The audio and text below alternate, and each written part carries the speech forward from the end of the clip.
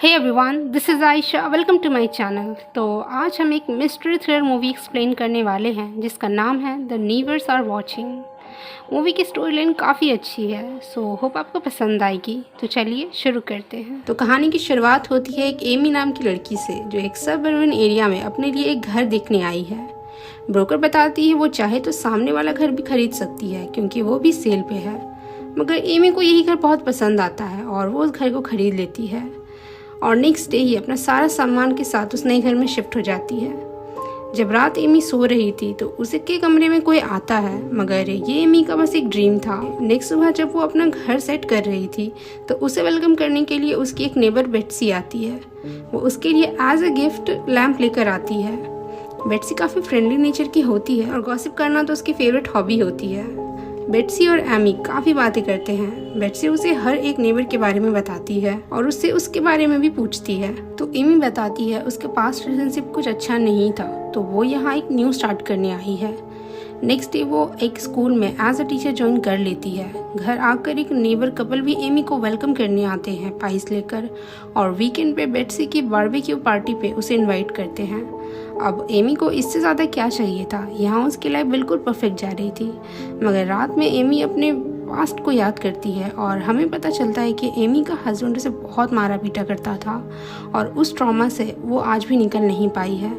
रात में Amy Betsy की पार्टी भी ज्वाइन करती है और वो वहाँ बहुत इंजॉय करती है, मगर वहाँ उसे पता चलता है कि जो सामने वाला घर खाली है उसमें एक लड़की रहा करती थी।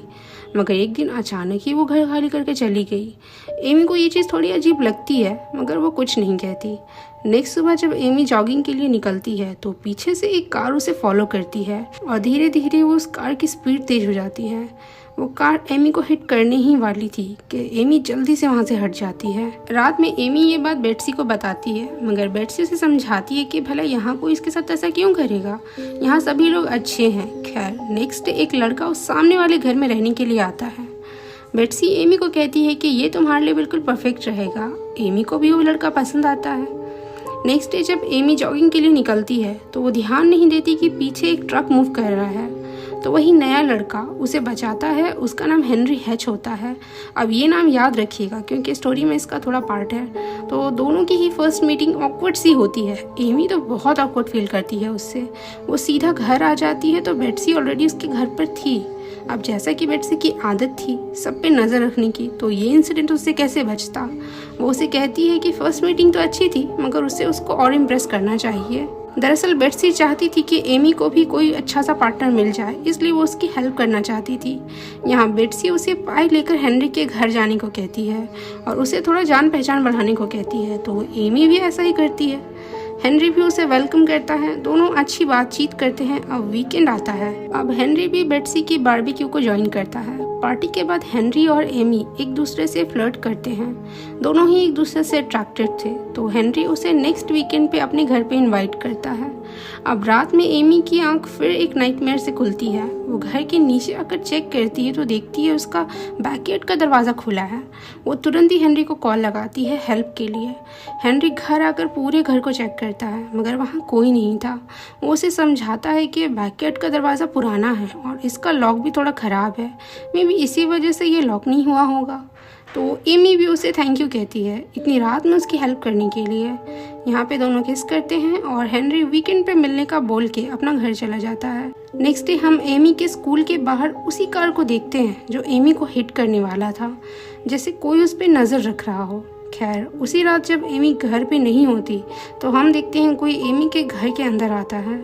जब एमी घर आती है तो देखती है एक न्यूज़पेपर की कटिंग उसके किचन टेबल पे रखी हुई है। वो जब देखती है तो वो उसकी ही पेपर की कटिंग थी और हमें पता चलता है कि एमी आखिर क्यों इस नई जगह पे रहने आई है, क्योंकि उसने अपने सेल्फ डिफेंस में अपने हस्बैंड का मर्डर किया था, क्योंकि उसका हस्बैंड उसे बहुत मारा पीटा करता था और इसी के ट्रॉमा से एमी को आज भी नाइटमेयर्स आते हैं।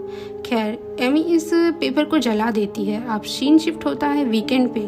एमी हेनरी के घर जाती है। इधर बेट्सी लिटरली पॉपकॉर्न लेकर बैठी होती है और अपने विंडो से सब देखती है। अब हेनरी और एमी एक अच्छी शाम बिताते हैं। एमी उसे बताती है कि वो मैरिड थी, मगर उसकी शादी बस एक मिस्टेक थी। यहाँ दोनों एक न्यू स्टार्ट करने का फैसला लेते हैं और ऐसे ही कई महीनों दोनों साथ अच्छा वक्त गुजारते हैं। मगर एक रात हेनरी बताता है कि उसे काम से कुछ दिन के लिए बाहर जाना होगा। अब हेनरी तो चला जाता है, मगर एमी उसे काफ़ी मिस करती है और उसे काफ़ी सारे मैसेजेस भी करती है, मगर उसका कोई रिप्लाई नहीं आता। नेक्स्ट सुबह एमी को एक लेटर बॉक्स में एक थ्रेटनिंग भरा नोट मिलता है।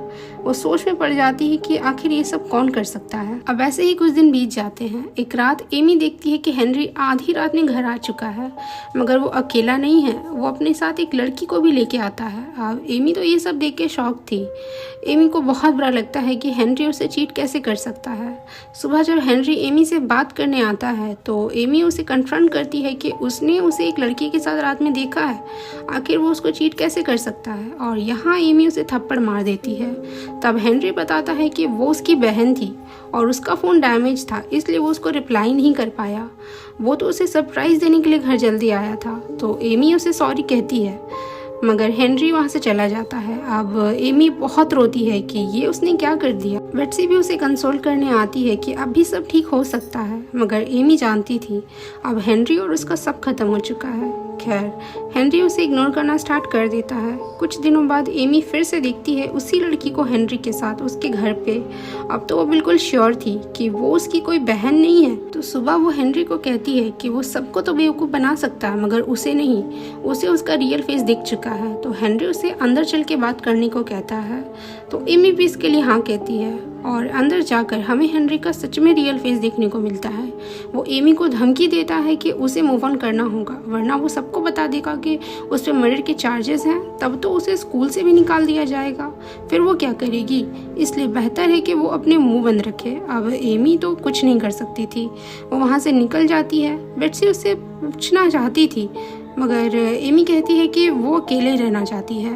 और यहाँ हम एमी के पास के कुछ सीन्स देख पाते हैं। एमी तो बस अपने हस्बैंड के डर से उस घर को छोड़ के भागना चाहती थी, मगर उसके हस्बैंड ने गन निकाल लिया और खींचातानी में उसे गन चल गई। वो अपने हस्बैंड को कभी मारना नहीं चाहती थी, तो वो कोर्ट ने भी उसे नॉट गिल्टी प्लीड कर दिया।